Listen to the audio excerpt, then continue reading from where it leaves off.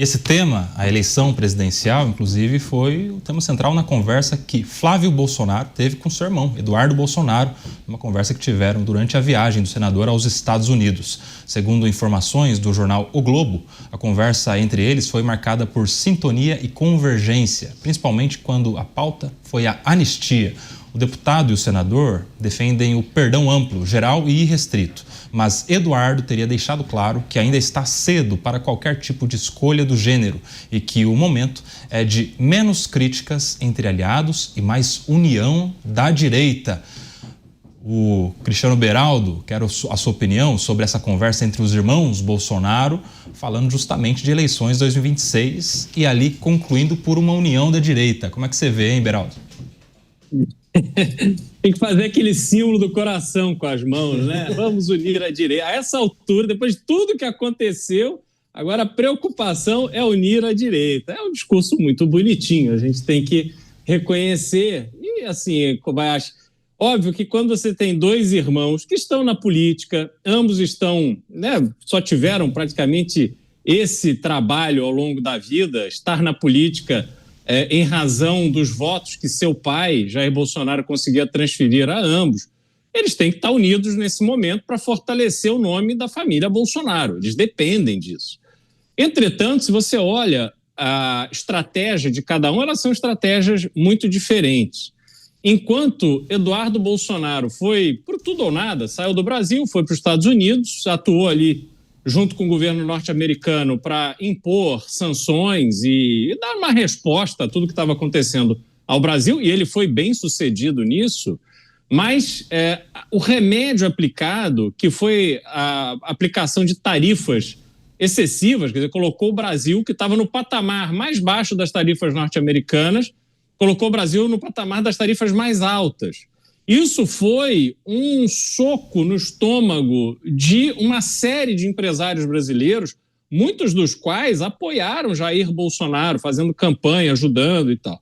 Então, a estratégia de Eduardo Bolsonaro começou a criar uma cisão, porque, na verdade, você tem pessoas que estavam no Brasil, empresários, que estão tendo que lutar num país altamente inseguro, com taxa de juros altíssima, um governo que cada dia fala uma bobagem, dificulta ainda mais a vida do empresário, numa legislação trabalhista draconiana, absurda, que impede as empresas de gerarem emprego como deveriam.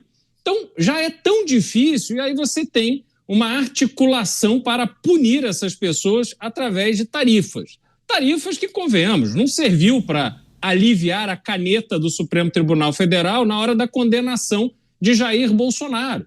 Então, a estratégia de Eduardo Bolsonaro foi a estratégia do quanto pior, melhor. Vamos ver se em algum momento a gente... o jogo está tão ruim que a gente precisa zerar a pedra, precisamos começar de novo. Só que isso não aconteceu e não há nenhum indicativo de que isso vai acontecer. Ao contrário, antes da ida de Eduardo Bolsonaro para os Estados Unidos, o fato é que o governo Lula estava numa descendente de popularidade e Tarcísio de Freitas, o candidato, então, que deveria ser apoiado por Jair Bolsonaro, já que Jair Bolsonaro está inelegível em razão da reunião com os embaixadores, ainda presidente da República, e agora está condenado a 27 anos de cadeia. Eles costumam comparar a situação de Bolsonaro com a situação de Lula, mas Lula cumpriu quase 2 anos de cadeia antes de ser solto, graças ao voto de um ministro indicado pelo próprio Jair Bolsonaro, depois da manifestação do próprio Eduardo, dizendo que Lula solto era muito melhor. Então, essa série de posicionamentos de Eduardo Bolsonaro, sempre desafiador, né? A gente fecha o Supremo Tribunal Federal com cabo e com soldado, né? Muito melhor o Lula solto. Ele sempre tem uma bravata para fazer. Deu no que deu. Então, ele tem um estilo muito mais barulhento, ao passo que Flávio Bolsonaro está preocupado com a reeleição dele para o Senado. Está trabalhando para pavimentar a sua reeleição para o Senado, que acredito que deva acontecer, não vou dizer com facilidade, mas ele deve conseguir essa reeleição sim. Então a preocupação dos dois são bastante diferentes, mas a comunicação para fora depois desse encontro, obviamente, foi como deveria ser, uma comunicação vendendo união. Roberto Mota, um outro ponto que concordam os irmãos é na resistência à pressão por uma escolha já do sucessor de Jair Bolsonaro, da bênção que Bolsonaro precisa dar a alguém que queira disputar as eleições em 2026. Você concorda com eles? Está cedo demais ou já deveria estar acontecendo um movimento de transição, de sucessão, transferência de prestígio para alguém que vai disputar no ano que vem? Mais uma vez, Koba, há dois pontos de vista aí que eu vejo as pessoas defendendo. Um é de que já passou do tempo de que já deveria ter sido escolhido um candidato da direita, da união da direita, né? O coraçãozinho, como o Cristiano fez, vamos todos dar as mãos, esquecer tudo aquilo que nós falamos uns dos outros, vamos nos unir e escolher um candidato e, olha, esquecer o que está acontecendo no Brasil também, né? E acreditar que a direita se unindo, escolhendo um candidato, está tudo resolvido.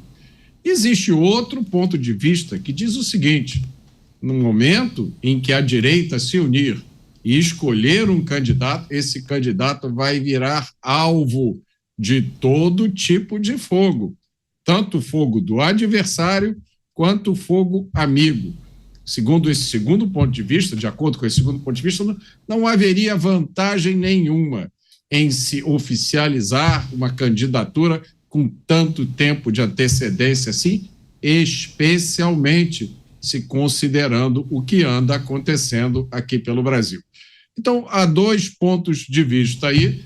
Agora, se a gente imaginar que realmente aconteceu essa conversa entre o Flávio e Eduardo, de acordo com o que diz essa matéria, não é difícil imaginar que o tema principal da conversa deve ter sido o Jair Bolsonaro e a eleição do ano que vem.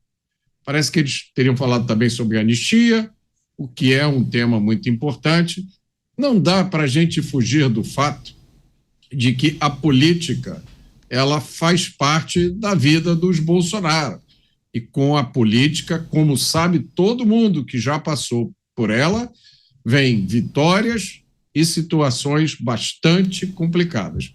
E é difícil se imaginar uma situação mais complicada do que a situação que Jair Bolsonaro e, por conseguinte, a sua família vivem nos dias de hoje.